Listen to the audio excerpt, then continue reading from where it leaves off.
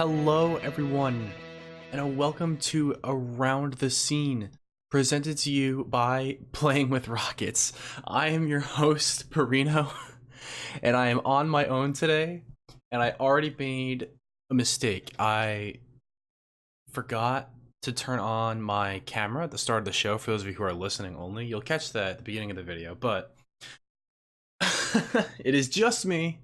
It is just me on this wonderful Thursday evening. Again, we're a little bit awkward here in terms of our timing, because I have to say, I was waiting for Ryan, right? Here's the thing, because Ryan said he can't do Wednesday this week, and I said, Ryan, I want to do a show, because obviously, it's the end of the year. RLCS just happened. We got to talk about it.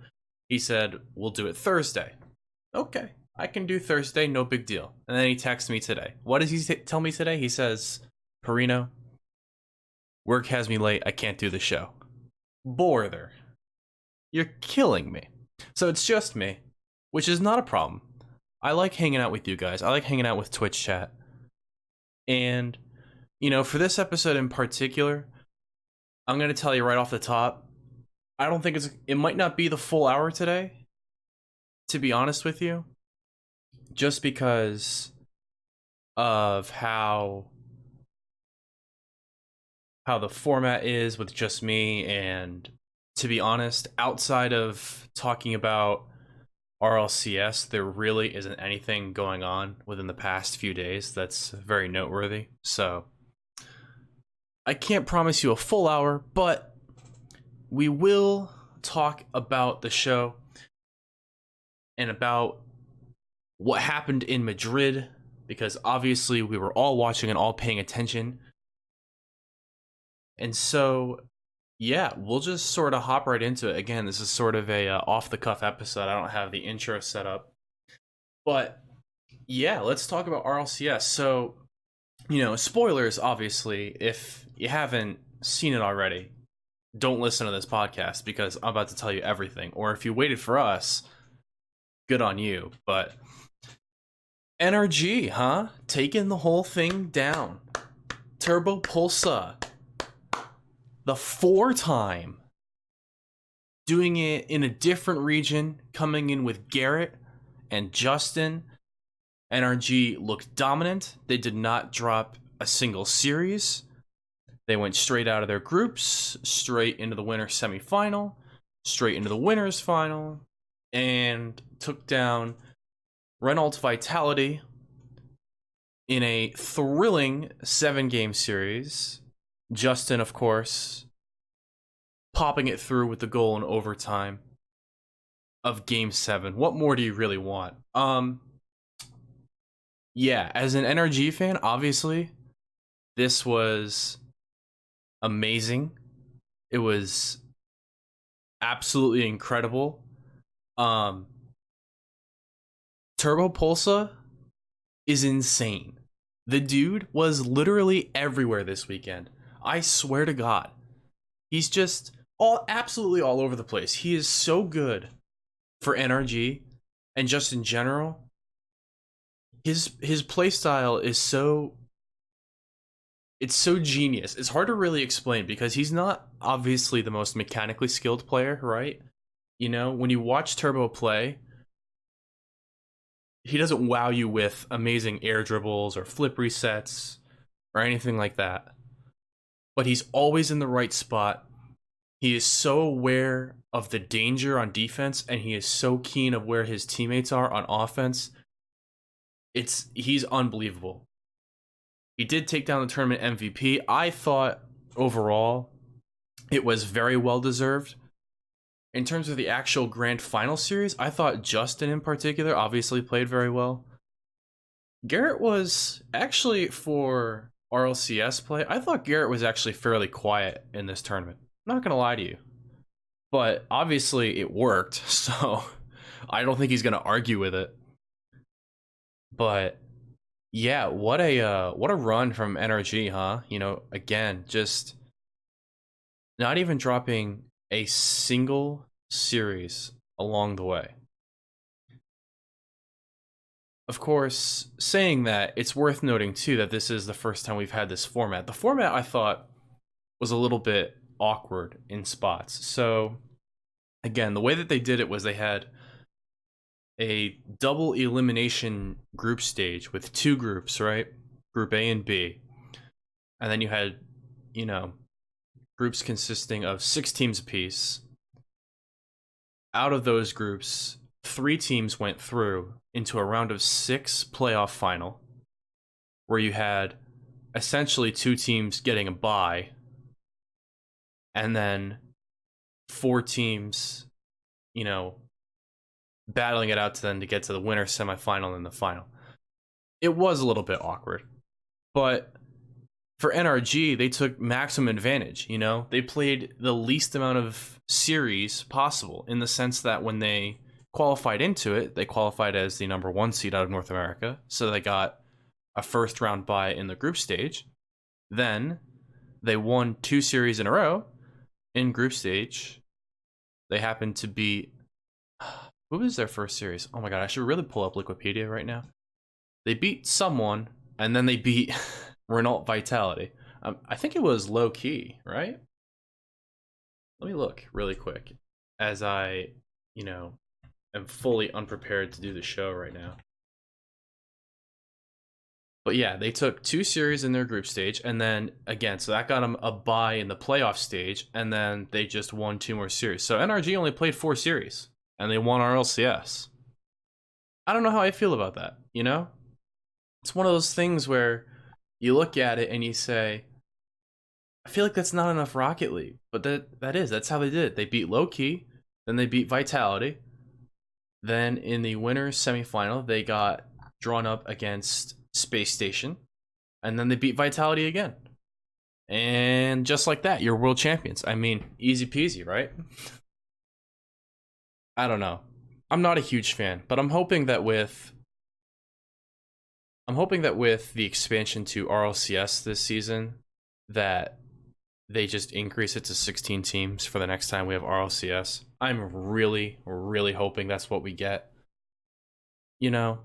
It's, and I have Neo in chat here who says, I hate when top seeds get a bye because those are the teams I actually want to watch play.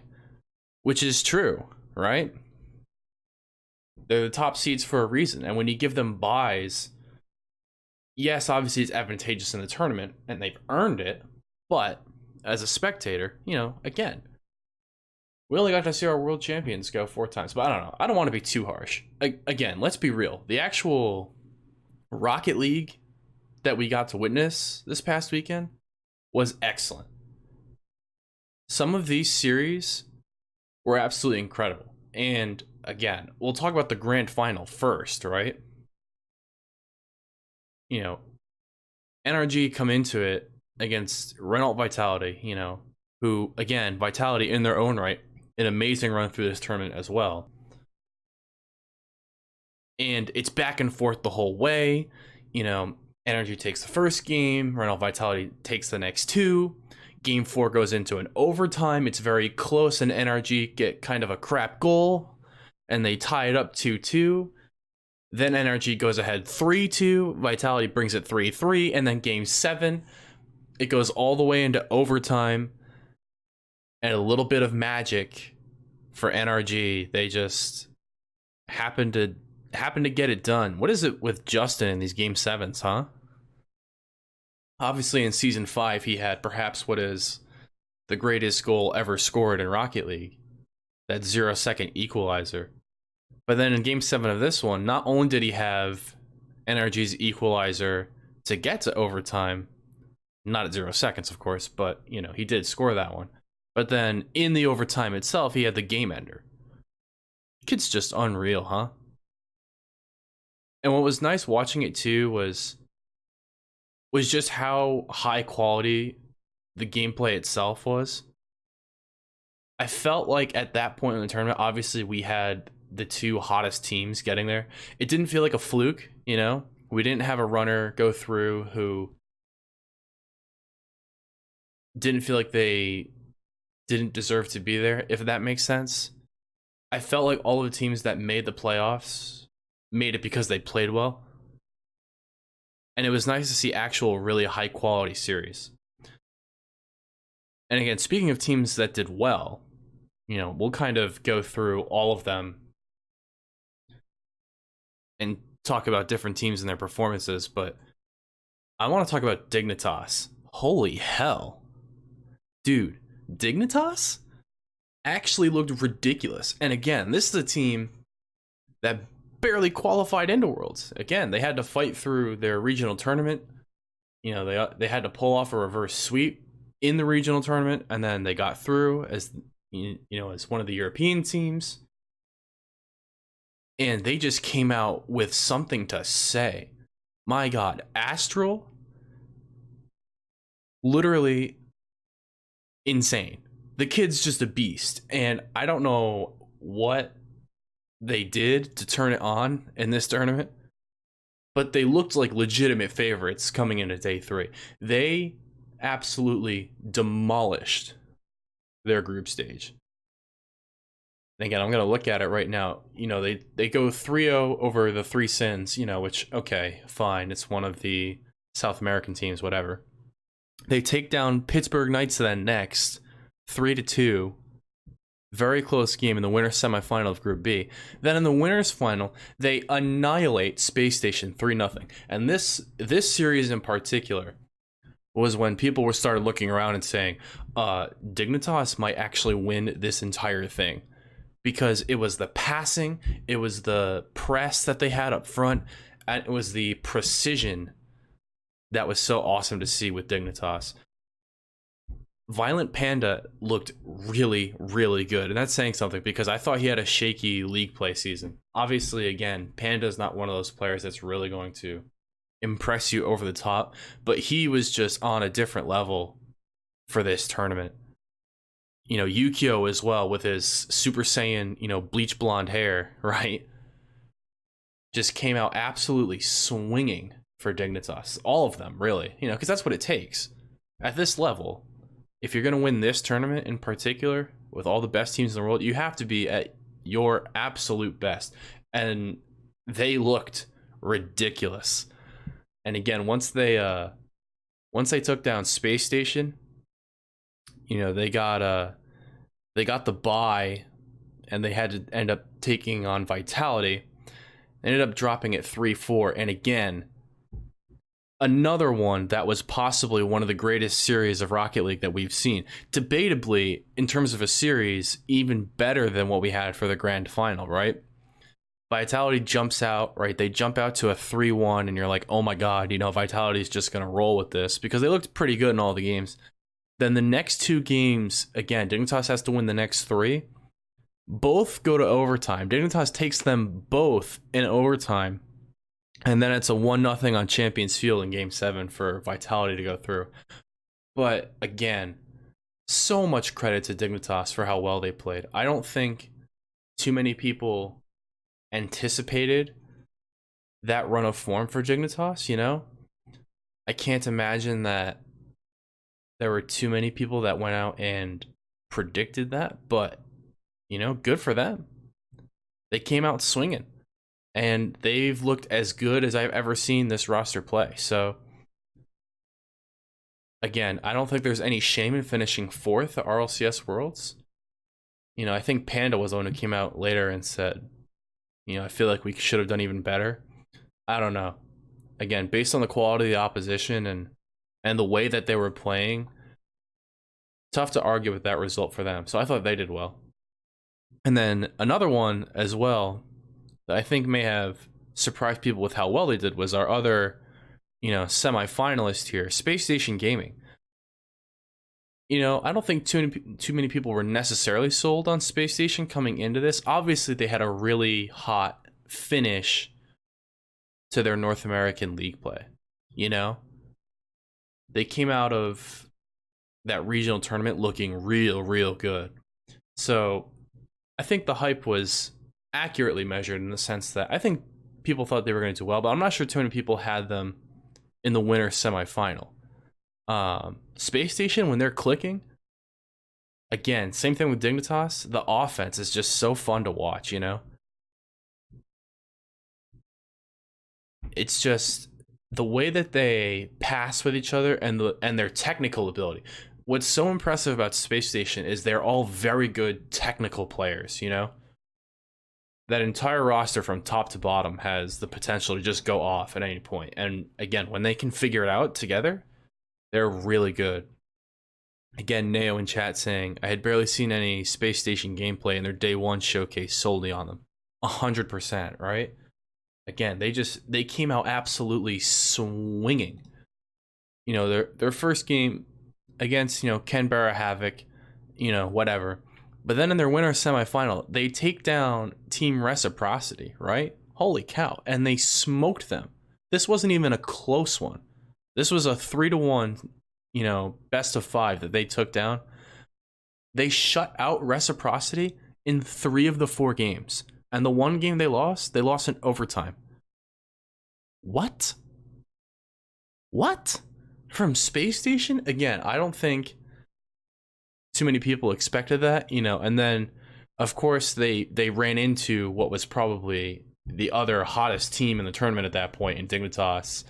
They didn't look too good against Dignitas, but they still got through, and they ended up beating Veloce in the round of 6 playoff, you know, before losing to NRG.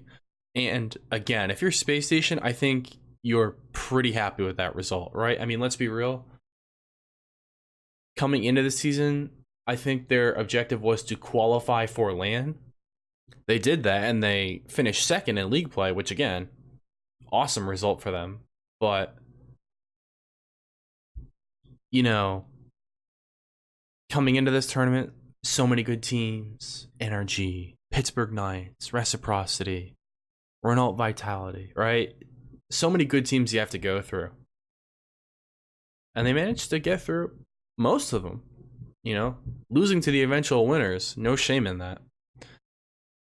So yeah, I thought Space Station had a pretty excellent tournament. Obviously, again, as I'm sort of looking through the bracket here, Vitality as well, we did touch on them. You know, they're LAN boys, you know, for almost relegating out of RLCS to almost winning it is just the Vitality way, isn't it? Oh, that's so crazy to me. But again, when it's an in-person showcase, you know, when they're on LAN, boy, there's something else. I thought Fairy Peak in particular really turned it up for this tournament. His scoring was so pivotal to what Vitality does. I thought K-Dop was actually fairly quiet, to be honest with you. You know, I didn't watch too much of Vitality.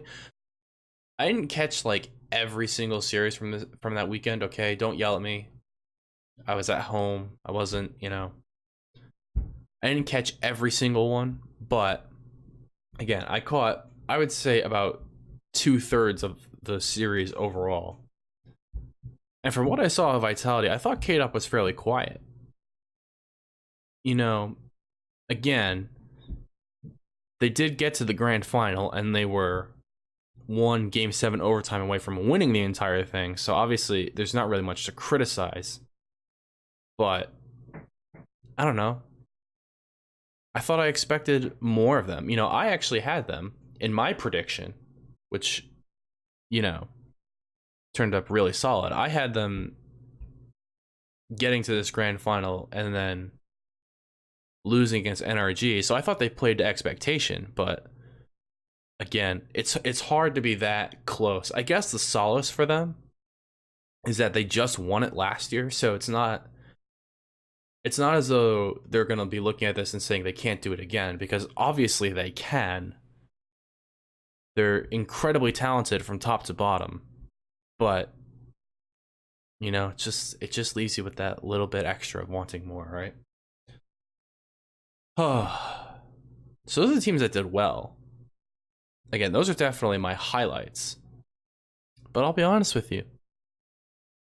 There were some lowlights too, you know? There were some teams in this tournament that I thought did not play well. And let's talk about Reciprocity for a second, okay? Again, this is Fruity, Farah, Oh my god, I forgot their third. Chaussette. Jesus. It's been a long day, all right? It's been a really long day. Um, but you know, these guys came in with very high expectations. A lot of people had Reciprocity as a team that was going to make the grand final or perhaps even win the entire thing. Again, they looked very strong overall in league play. Came in as the, you know, they got the first round bye, you know, from the European teams. And then their first series, they promptly lose it 3-1. The space station, again. We sort of talked about that earlier. Just what the hell? You know, it's one thing to lose the space station. Again, obviously space station isn't that bad, but they didn't look good losing to him, you know? I just thought they were struggling to really put anything together. Fruity and Farah in particular looked under duress from the way that these, you know, newer teams, so to speak, come out and pressure and contest everything, you know? It looked like they really struggled against that high intensity, you know, bump, demo, turn for everything play style. They didn't really have an answer for it because they dropped to the, you know, to the losers bracket. And again, they beat the Three Sins 3-1, which, you know, whatever, man, right? I don't mean to say that to be, you know, too toxic towards any of the OCE or South American teams, but, you know, in terms of Canberra and the Three Sins, I think most people understood that those two teams were not going to do well in this tournament. So I don't consider it that much of an accomplishment to beat them, right? Let's be real. But, you know, again, Reciprocity, they take down the Three Sins, and then they lose to Pittsburgh Knights 3-0. Again, just easy peasy, lemon squeezy. No doubt about it. Pittsburgh Knights just roll right through them, and just like that, they're out of the tournament. Didn't even make day 3. And I think that's a pretty harsh result, you know, in the sense that this is a team that should have done a lot better. It's tough to say.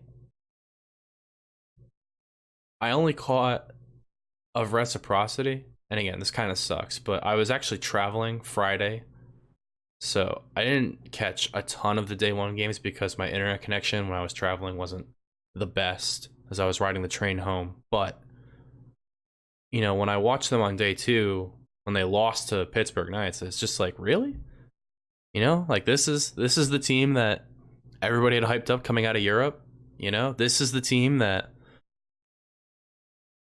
everybody thought was going to go to the grand final. I don't know. I was just wholly unimpressed at that point, you know? It's like, again, you go through all this effort, they looked so good in league play, and then they kind of had a stinker, you know? They kind of had a stinker. But what are you going to do, you know? That's just the way Rocket League is sometimes. When you're not on your day, it's hard. You know, we talk about it a lot on this show. All of the top teams, relatively speaking, very close together. It doesn't take much if you're not having a good day for it to really spiral out of control. You know, if you have 2 or 3 of your players who aren't playing that well, you can lose to pretty much anybody. Again, especially in this tournament, especially at this stage, with so many people watching. So yeah, it feels bad for Reciprocity. Again, I expected a lot more out of them, but oh well. What are you gonna do, right? And again, another team, while we're, you know, just going around passing the collective banhammer, so to speak, onto some of these teams, you know, passing the eye of criticism. Let's talk about Veloce. Veloce! Our favorite European underdog, right?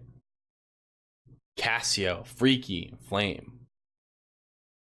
Coming into this tournament, again, didn't have the best regional tournament, but they were very, very good in league play, very solid overall. And just like their other European brethren in Reciprocity, what they do in their first game, they lost. They lost 3-1 against Low Key Esports, the South American team. And again, I want to give credit to Low Key, who I didn't touch on when we were talking about teams that did well.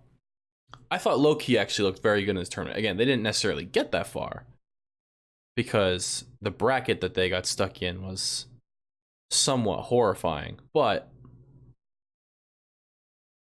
overall, I thought Low Key played pretty well. But still, if you're Veloce, come on, right? Losing to the South American team, even though they are, again, probably the best team in that region, Low Key Esports. Really? Really? Coming out losing 3-1. They just don't look dynamic on offense. That's the thing. Veloce is a team that is very solid, you know?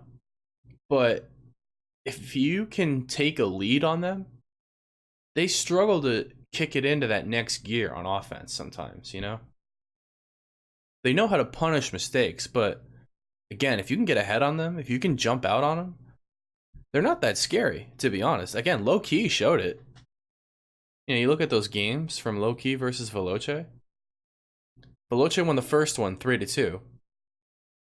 And then Low Key sort of held them back after that, you know? Game 2, they won in overtime, 2-1. Game 3, 2-1. Game 4, 3-1. It's just, you didn't see the offensive production from Veloce in that one, you know? I don't know. They're somewhat of an enigma to me. Because again, going into this season, expectations were not high for Veloce, right? But as it went on, and as they kept winning and winning and winning, it's like, okay, well then this team's legit, right? Then they go out and lose their first series. But it wasn't all bad. They had a bit of a scare against E United in their next series. I actually thought E United was going to take them. This was the first round of the losers semifinal in Group A. E United jumped out to a 2-0 lead over Veloce. And again, Veloce, very shook. Not going to lie to you. Very shook. But they stuck it out. And they pulled out the reverse sweep against E United. Again, E United, a team, I don't think anyone really expected them to do that well, but they did actually win their first series against Renegades, dropped against Vitality, and then lost here against Veloce, getting reverse swept. Major feels bad, but again, Veloce struggled, and this is the 4 seed from North America, you know? I don't think E United is considered one of the best teams in North America. I feel like that's a stretch, you know, on the world stage. They shouldn't be struggling with E United. Yet, they did. They barely got past them. And then, of course, they rolled over the Renegades, and they got to day 3. So again, they went through the losers bracket of Group A there, got to day 3, and promptly lost to Space Station, who, again, obviously Space Station was playing well, but Space Station, again, they just made it look so easy. You know? Space Station, they lost the first game, 3-1. Okay. Then it's 2-1, 5-1, 2-1, 2-1. Easy peasy, 4 straight games. See you later. Have a good night, Veloce. I don't know. Again, I just feel like they didn't show their best. That's what it is to me. I don't think you have a bad tournament if you have a bad result necessarily. It's whether or not you play well. E United is an example of that, right? I thought E United actually, on the whole, played very well in this tournament, but they won 1 series and then lost 2. They lost to Renault Vitality and they lost to Veloce. But I didn't think they necessarily played bad in those series, you know? I just don't think their ceiling is as high as Renault Vitality and Veloce. So I'm not going to sit here and criticize E United, right, for dropping right out of the tournament. Same thing for someone like the Canberra Havoc or the Three Sins, right? I just don't think they're as good as the other North American and European teams. They're just not. So I'm not going to sit here and criticize them, for the Canberra Havoc, who didn't win a single game, by the way. Just got knocked out, by Dignitas and then Pittsburgh Knights. Just absolutely see you later, alligator.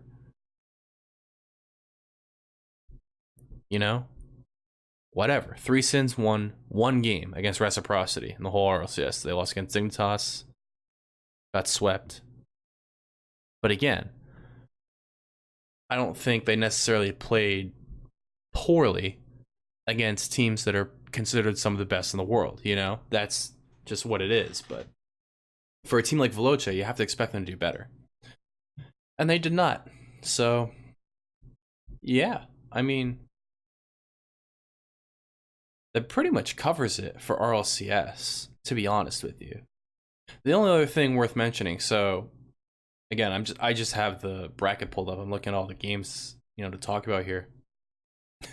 The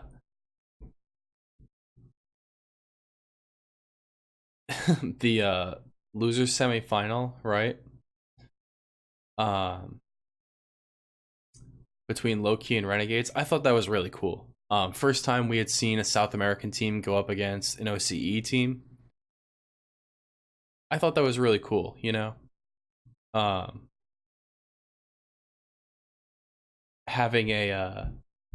having a series like that, because again, for most of us, I'm not going to speak for everyone, but for most of us, I feel like we stick to our one region, and then you might catch the other major region. Like I feel like most North American fans, they'll watch most of NARLCS, and then they might catch some EU here or there, some OC here or there. Because it's hard, it's hard to catch all of the games in every weekend of RLCS. It's just, there's so many games, and they're all at different times too. It's very difficult to do. You have to be very committed. I'll tell you right now, I don't watch all of them. There's no way. But, to have a showcase, I think, of two underrepresented regions, I thought that was cool. And Renegades took it down 3-2. It was an interesting series, but again, just watching it, like, you can just tell, you can just tell they're not quite as good as some of the North American and European teams, Pace is a little bit slower, it's a little bit less precise. I don't know. Wasn't quite wasn't quite all there, but oh, and speaking of the Renegades as well, I almost forgot about this. The greatest own goal ever scored, perhaps, in RLCS history, with I think it was Siki and Torsos there for the Renegades in their next series. So in the losers final, Group A against Veloce, Veloce was on match point. Excuse me, Veloce was on match point. They were up 2-1 in the series, and then Game 4 goes to overtime, right? 0-0 overtime. It goes for 9 minutes, right? And it was funny watching it live. It was so hilarious. Like, both teams really stuck in the shell, Again, and I'll say this about Veloce. They don't necessarily create that much on offense. They typically wait for mistakes, but Renegades just, same thing. They just played super, super conservative. They basically said, okay, Veloce, do your thing. And they couldn't, right? And so it's back and forth. Neither team are really creating that much. And then, towards the, 8.5 minute mark of overtime, which is, again, exhausting, by the way, Veloce start building up this pressure. They're rotating the ball through the offense. They're starting to press, Renegades for boost. And finally, I think it was Casio. I forget which Veloce player it was, but one of them, touches the ball off the corner and doesn't follow it up. He was the only one up, and everybody was sort of rotated back. So Torsos is in net, and he takes his sweet time because the ball's going very slow, right? And I'm pretty sure Torsos didn't have a ton of boost, but there was no one around. There were no Veloce players around, so he obviously had the time. And then poor Sicky just sees the danger, right? Sees the ball like sitting in front of his own net. And he must have saw a player in there too, but regardless, Sicky just goes for it. He jumps right up and own goals it straight into his own net. After 9 minutes of overtime on match point, the Renegades peak memeage just straight up own goal it to end it. And the most, most exacerbating overtime ever with an own goal. It was like, really? I don't know. That was rough. Again, some of these series from some of these teams were not the best. But overall, you have to say, again, on the total, RLCS was big time this past weekend. Let me tell you what. Us, I say us, the fans, we collectively as a group came out to watch this thing. Just under 300,000 peak viewers across platforms on day 3. Overall, throughout the tournament, games were getting usually over 100,000 viewers on Twitch per game. I saw it was pretty much, the average during day 1. Day 2, it started pushing more towards, 150 to 200K on Twitch. Helps when a lot of the series were really, really good. It was sort of a perfect storm for day 3 in the sense that you had really good storyline, really great teams, and really good series, right? Everyone was playing well. There was a lot to fight for. I think it helped, obviously, that, the quality of gameplay was really high because I saw a lot of people talking about it from outside of this community. People like Summit 1G were tweeting about it. People like Slasher. FaZe Scissors was talking about it on social media, which is good. And it was driving up the viewership, which is also good. Thank God, It's such a wonderful esport to get into. And I'm glad that we had a great showcase of games, especially at the very end, for people to watch.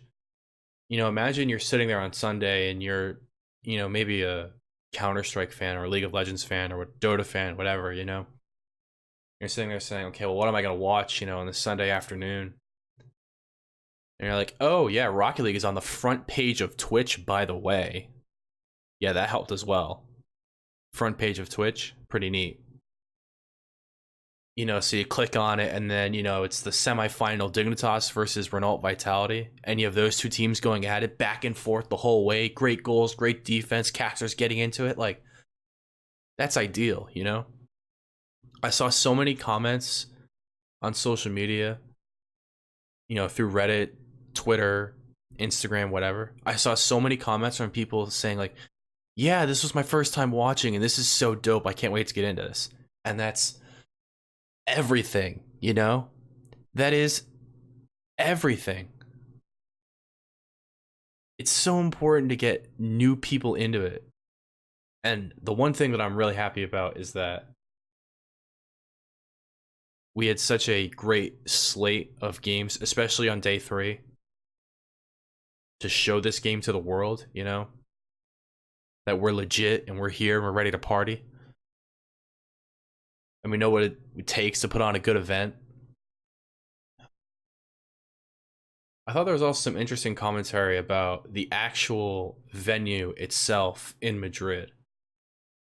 This is the first time in a while, actually, that they moved away from an arena setup. So apparently, again, inside from what we saw, it was more of a traditional stage setup where they had the stage and then, they had floor seating and then layers above the floor. I don't think the venue was ever sold out. From what I saw and what I heard, probably about, 5,000-7,000 people actually in the arena, but it holds closer to like 10 or 15. So wasn't that great. But I heard also, a lot of people didn't like the Spanish casting because, again, inside the arena, when they were broadcasting the games, they were broadcasting them in Spanish with Spanish commentators and a Spanish host. So everything was done in Spanish in Spain.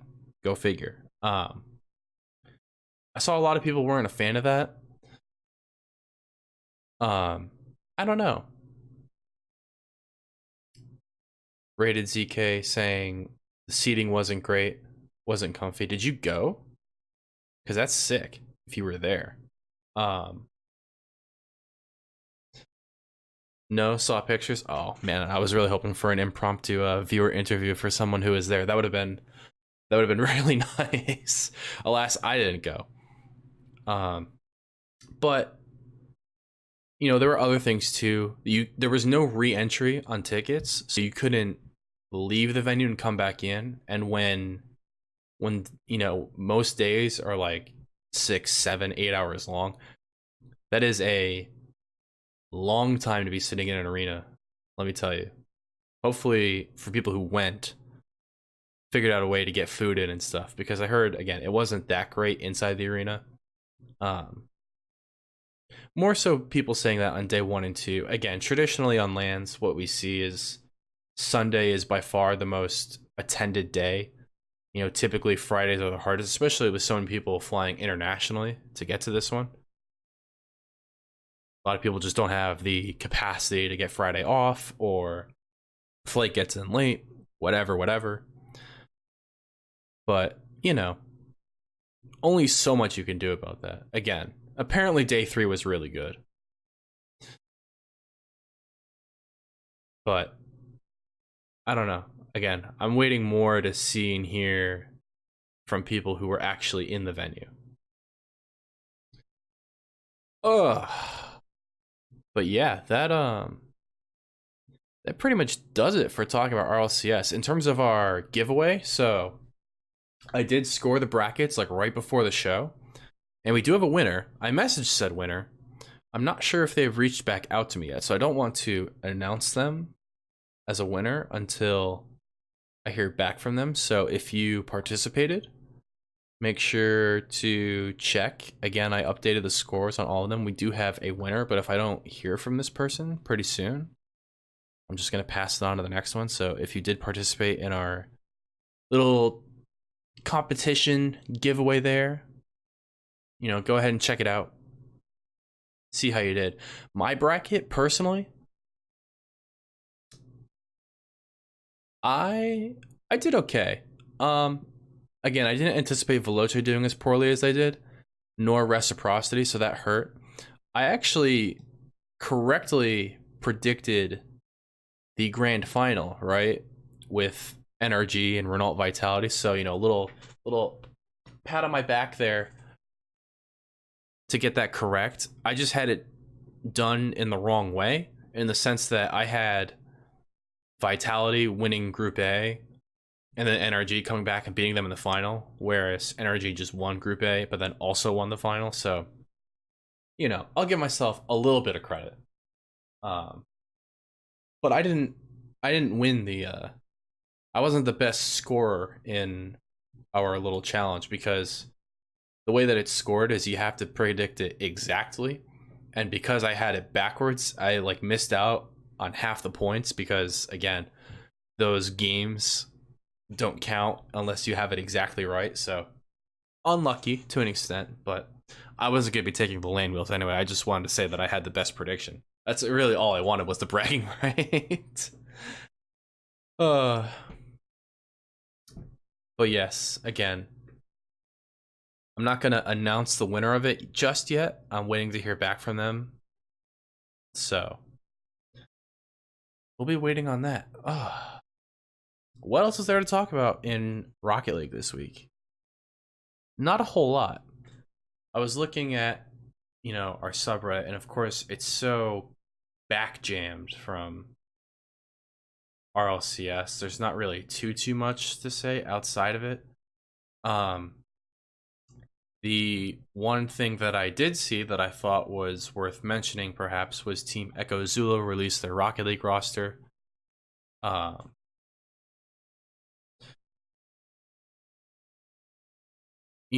I just after their roster changes and their lack of success,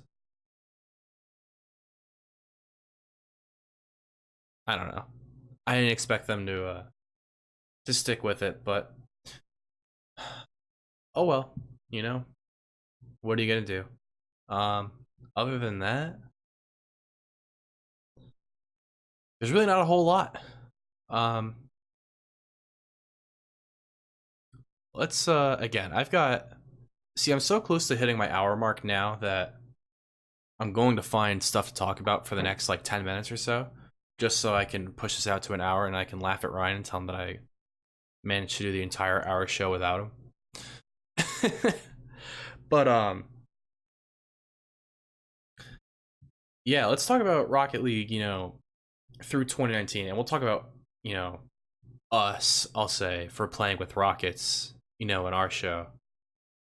Uh, I think overall, Rocket League had a great 2019, We had 2 seasons of RLCS. We had changes to our in-game monetization system. We had the release of the esports decals, which, by the way, also a side note, rumor has it that they're going to be coming out with a new set of esports decals like very, very soon, like before the end of the month of December. So do keep an eye out for that. That's an insider tip for you. What else did we have? We had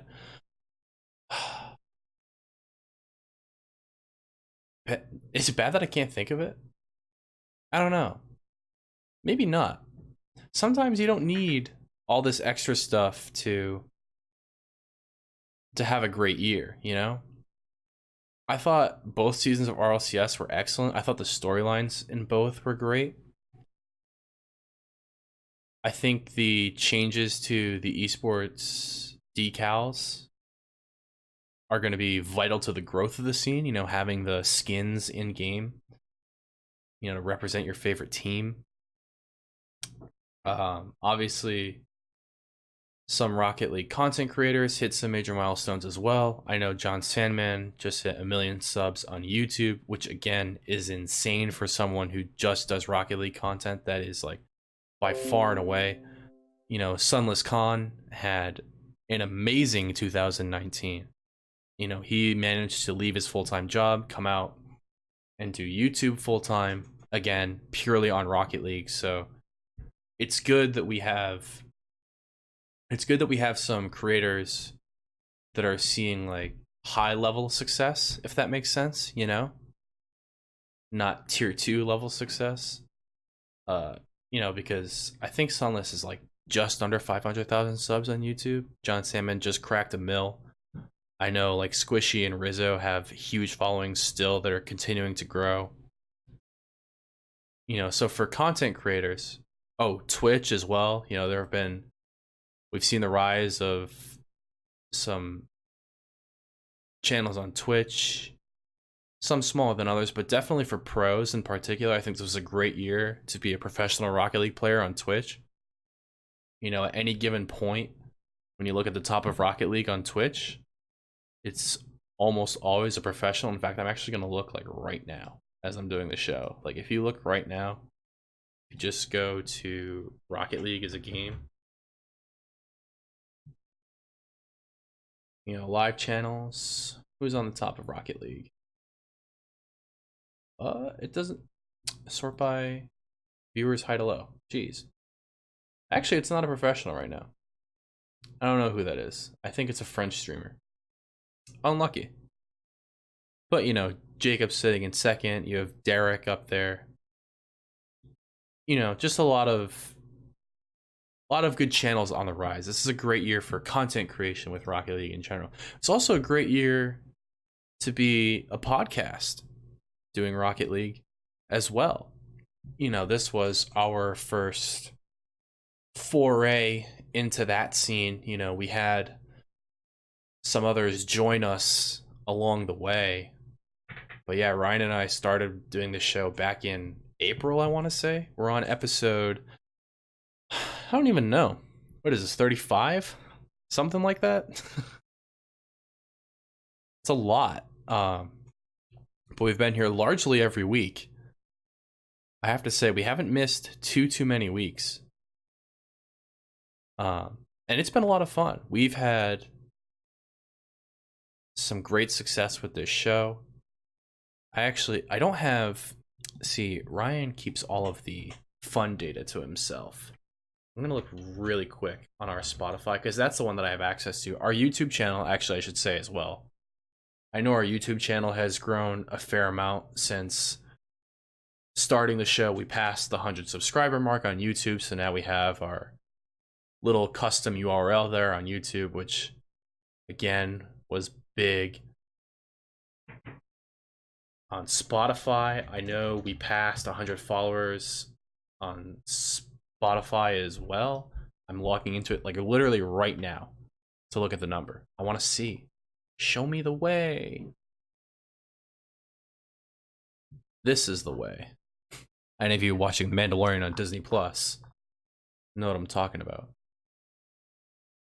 Come on. Here we go.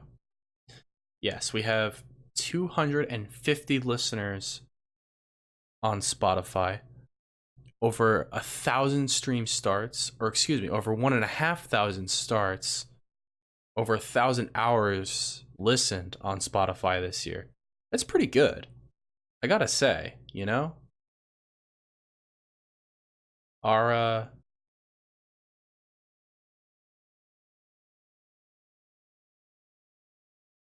you know, it's been a good year for us. I can't say about the other platforms. Again, I only personally have access to the Spotify, so I can't say for things like iTunes or Google Play or just overall for audio in general. But yeah, it's been really good for us. So, you know, I think going forward, we're going to be excited and energized and ready to go. I think the big goal that I have for this show going into 2020, that's a mouthful, is I think I want to get some more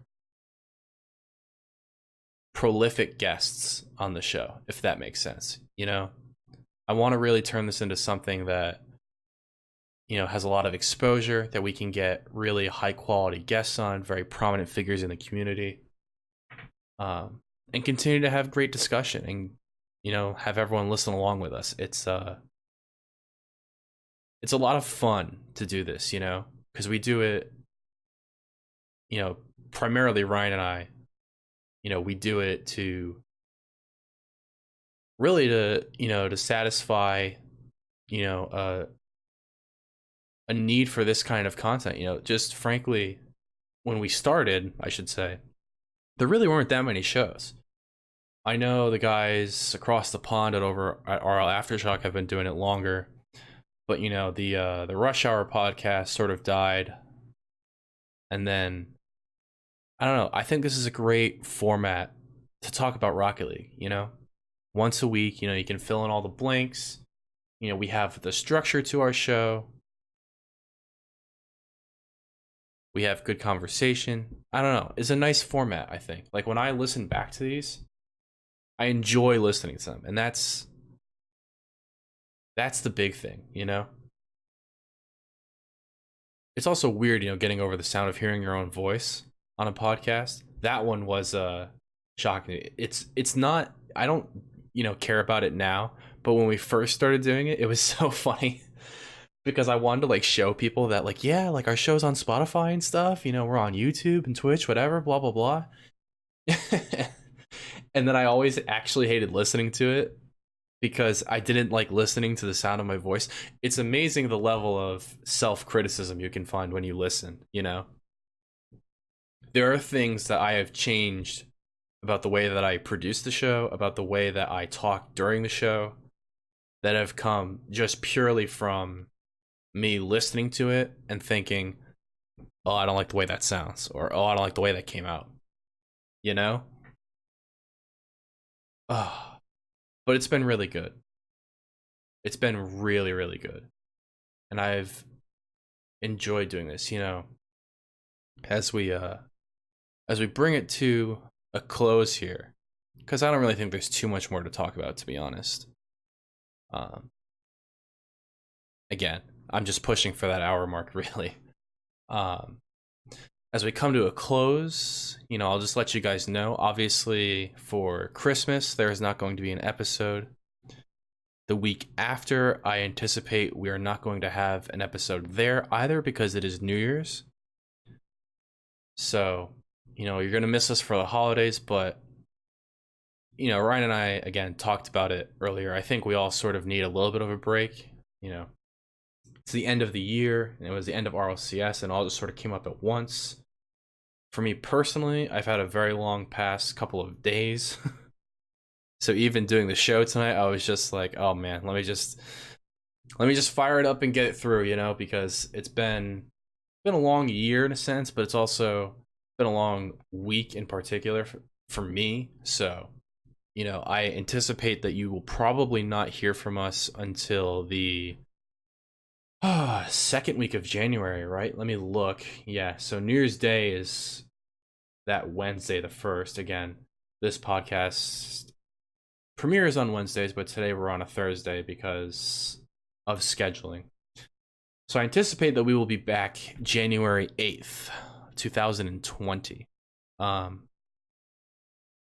Yeah, that's it's a bit of ways, but we're gonna have some meetings at Playing with Rockets with us staff here. We're gonna be talking about how to continue to deliver the best content for you guys, whether that's through tournaments, whether it's through the podcast, whether it's through something else that we're cooking up.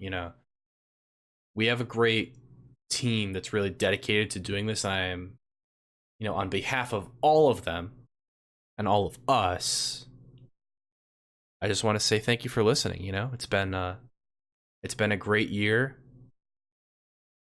I expect that we will go into 2020 with our eyes on the prize, It's going to be a lot of fun. I'm really excited. But for now, I think it's just time to log off because, again, I am like just short of my hour. I don't have anything else to put in the show. And yeah, time to wrap up 2019, at least from around the scene. Guys, it's been my absolute pleasure to have you with me. Again, I will be... Sorry, I hope the microphone didn't pick that up. Someone was like rolling a suitcase on the floor above me. That was really annoying. We'll edit that out later. Don't worry. This has been Around the Scene, presented by Playing with Rockets. Have a Merry Christmas, a Happy Holiday, a wonderful New Year. We will catch you guys in 2020. Until then, it's your boy Perino. Again, thank you so much. We will see you on the next one. Take care, guys, and enjoy the rest of your evening.